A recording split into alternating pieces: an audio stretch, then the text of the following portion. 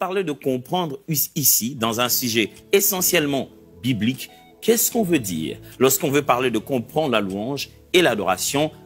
À quoi doit-on nous attendre? Voilà ce que je vous propose. Quand on dit comprendre la louange et l'adoration, comprendre veut dire ici, premièrement, vouloir comprendre la louange et l'adoration revient à se lancer dans un processus visant premièrement à saisir par notre esprit d'abord, et c'est là à l'aide de l'Esprit de Dieu, l'enseignement des Écritures. C'est-à-dire saisir par notre esprit. Ce n'est pas juste un processus intellectuel, mais une conviction intérieure. Ce n'est pas juste savoir ce qui est dit, le sens des mots, mais c'est que l'homme intérieur, par la puissance du Saint-Esprit, fasse asseoir ces vérités à l'intérieur de nous.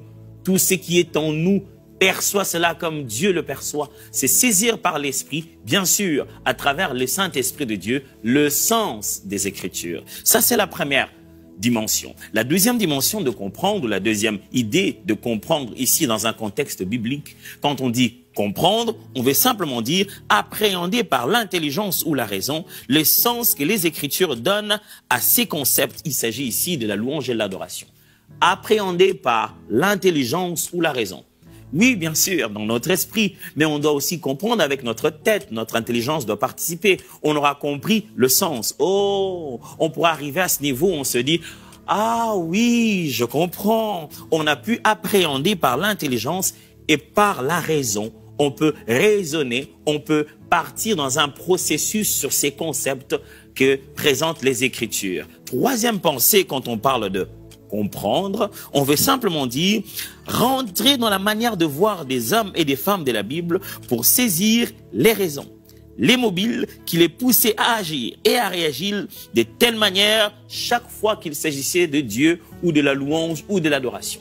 Je veux simplement dire ici que en voulant comprendre le sujet sur la louange et l'adoration, c'est faire un recul, c'est rentrer dans le temps, rester dans ce qu'on les théologiens m'appelaient plutôt le contexte, faire une étude exégétique et se dire, ok, à cette époque, voilà comment eux, ils comprenaient la louange. Oh, si on utilise tel mot, comment les gens de la Bible, les premiers interlocuteurs à qui s'adressait la parole de Dieu, comment ils ont appréhendé ces concepts-là. On rentre aussi dans les motivations de ceux qui ont loué, ceux qui ont exprimé la louange et l'adoration dans la Bible, ils l'ont fait pourquoi? On se tient aussi à leur angle de vue.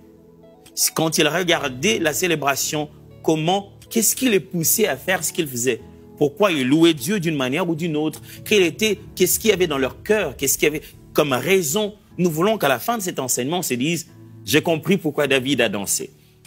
J'ai compris pourquoi Abraham s'est prosterné. Oh, j'ai compris pourquoi Josué s'est prosterné. Oh, j'ai compris pourquoi Paul dit gloire à Dieu. J'ai compris pourquoi Paul finit ses épîtres en parlant toujours, en élevant toujours la grandeur de Dieu. J'ai compris pourquoi Paul commence ses épîtres en disant gloire soit rendue à Dieu, que le Dieu Tout-Puissant. Vous pouvez savoir, vous mettre à l'angle de vue de ceux qui ont écrit la parole et de ceux qui ont vécu du temps de la Bible quand ils étaient en train d'exprimer leur louange, leur adoration à Dieu. C'est ce que nous entendons par comprendre. Mais aussi, et enfin, regarder la louange et l'adoration selon l'angle de vue de Dieu.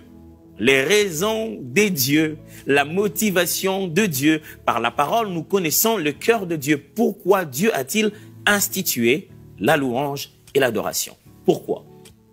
Quelles sont ces raisons?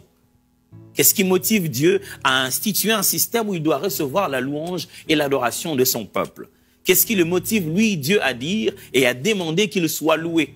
Pourquoi il insiste qu'on devait lui rendre la louange? Parce qu'il est le Dieu tout-puissant qui règne sur l'humanité tout entière. Pourquoi Dieu fait cela? Si nous pouvons comprendre la louange selon l'angle de vue de Dieu, qui est loué et adoré, et l'angle de vue de premiers adorateurs qui le louaient Dieu, donc qui adoraient Dieu, donc, nous pourrons nous dire, alors, je crois que j'ai compris cette affaire de louange et d'adoration. C'est donc cette démarche, c'est pour cette raison que nous avons pris cette série sur comprendre la louange, l'adoration et le culte.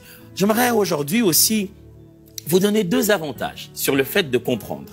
Premièrement, lorsque vous comprenez qu'est-ce qui vous arrive, vous devenez intentionnel. Oui, intentionnel. Celui qui comprend devient intentionnel. Qu'est-ce que je veux dire? Quand vous comprenez une chose, vous initiez les actions maintenant. Vous ne subissez pas, vous initiez les actions. Quand vous voulez adorer, vous adorez en connaissance de cause. Quand vous voulez louer, vous louez en connaissance de cause. C'est le moment d'adorer, vous savez, c'est avec une intention que vous êtes en train d'adorer. Vous n'adorez pas sans savoir ce que vous êtes en train de faire. Vous le faites intentionnellement. Vous agissez intentionnellement. Vous voyez, quand quelqu'un prépare un repas, ce n'est pas pour rien qu'il met une certaine quantité d'eau ou qu'il met un certain nombre d'épices. Quand on prépare un repas, et on sait ce que l'on prépare comme repas, c'est parce que on va se concentrer à placer intentionnellement la quantité voulue.